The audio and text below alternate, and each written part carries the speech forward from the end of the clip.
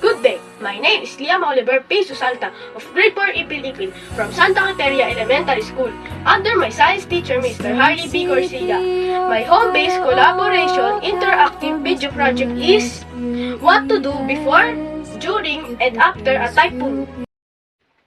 Strong winds, heavy rains, floods, storm surges. These are some of the hazards of a tropical cyclones.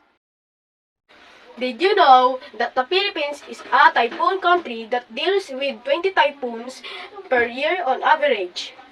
Here are some of the precautionary measures before, during, and after a typhoon. What to do before a typhoon? Keep yourself updated.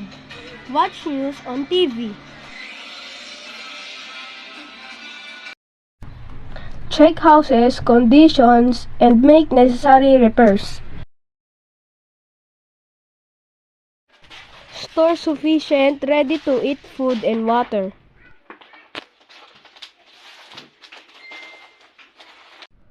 Prepare emergency kits like first aids, flashlights, batteries, and medicines.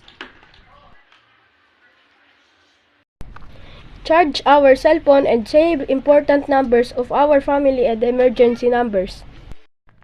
If you are advised to evacuate, please do so. Listen to any officials for they are more knowledgeable than anyone else.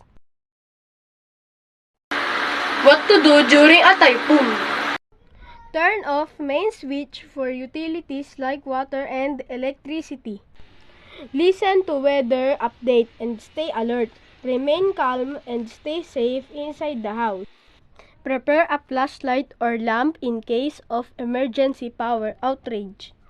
Avoid going along to flooded areas to avoid getting water-borne diseases. What to do after a typhoon? Stay indoor and wait for the official statement of PAGASA.